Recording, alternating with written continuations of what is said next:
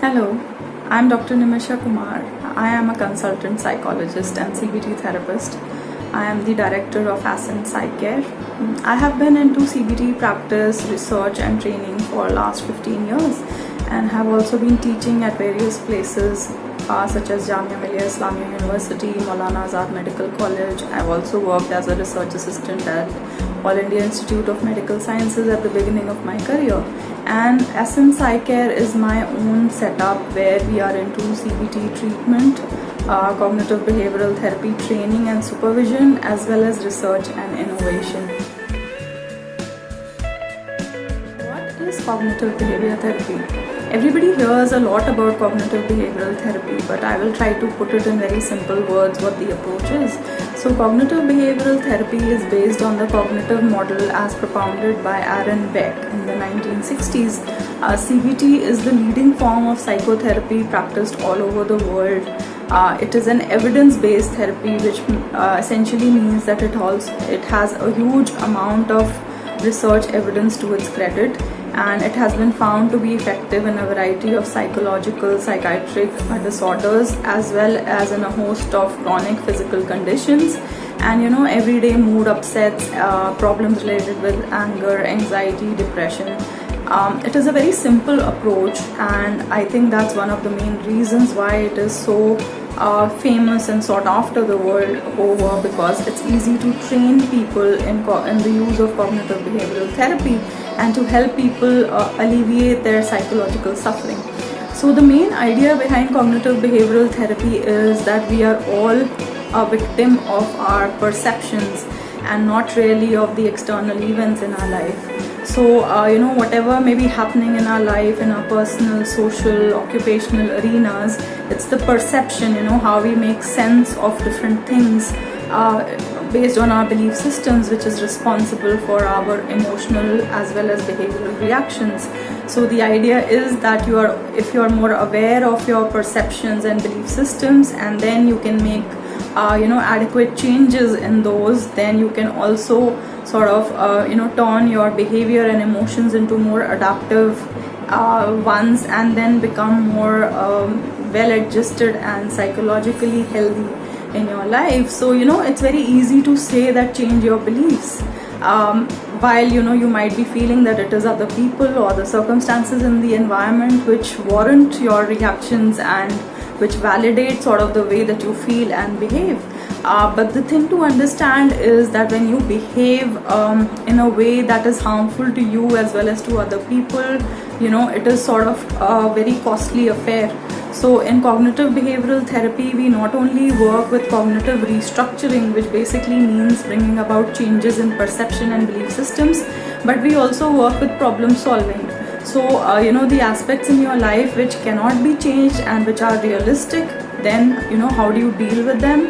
So we teach you to use problem solving and coping techniques, lot of skill building such as assertiveness, social skills training, communication training, and in situations where you realize that the perceptions are to be more balanced, and it is because of the rigidity of your belief systems that your emotional and behavioral reactions are so negative.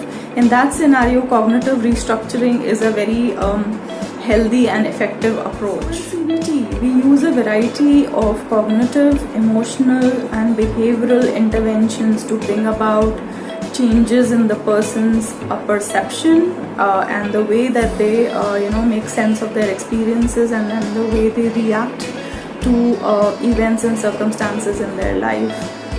So for example, I would like to give you a quick some techniques which you can use based on CBT in your daily life.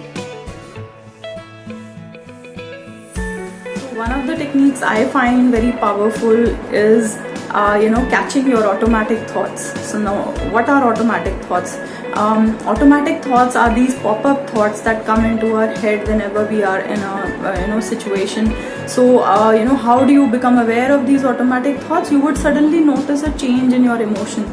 So whenever you see yourself becoming upset, now upset can be anything related with anger, anxiety, sadness, or a combination of these.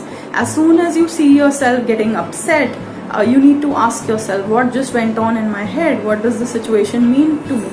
the answer that you get is possibly the negative automatic thoughts. These thoughts just come and go. They are not in our conscious control, and they leave the flavor of the emotion that we are feeling. So if you learn to catch these automatic thoughts, you can then begin to understand your thought processes better. Second technique with CBT that you can use is something we call behavioral experiments. So a lot of us all the time we are making predictions that if I go to a party I will get bored. If I speak up in class, then everybody will think negative about me. If I'm not able to clear my exam, then it means I'm a failure.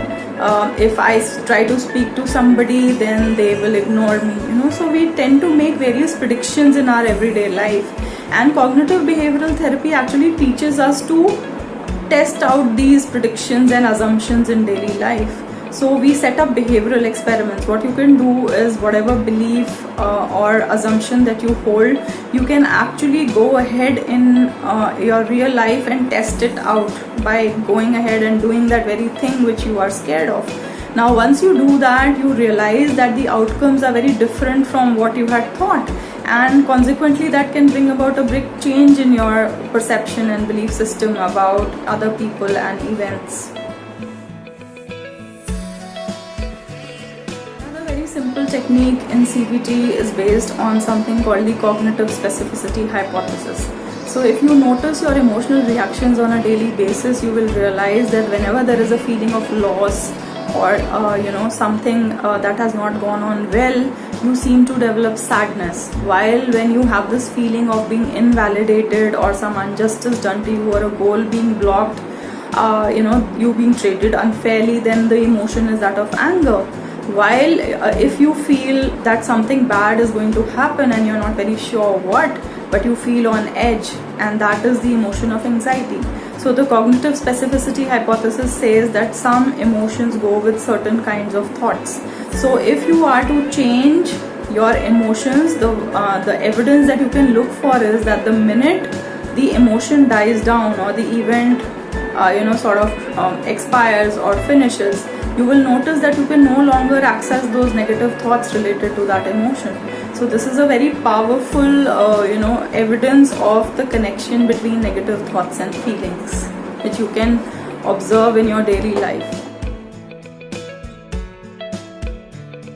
Another very useful strategy in cognitive behavioral therapy is to see our personal rules behind our thinking.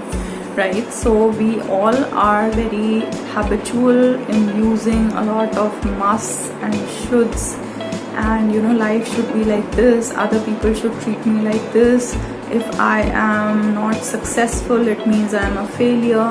So a lot of black and white thinking, a lot of distortions that we use in our everyday life, and because of that we take on so much of pressure and stress on our thought processes, which translates as negative emotions, negative behavior, and it ends up affecting our functioning in interpersonal as well as occupational areas. So whenever you're thinking about something or you're feeling negative, just ask yourself, am I using any of these cognitive distortions? Am I seeing the world as black and white, or am I using any musts and shoulds that are making my perception extremely inflexible? And if I were to see the world as in a gray scale rather than as black and white, rather than as love and hate or failure or success or worthwhile or worthless, if I see the world in a gray scale, like I said, as a continuum, then do my emotional reactions, do my behavioral reactions change for the better? Do they make me feel less pressured? Or do they make me feel happier?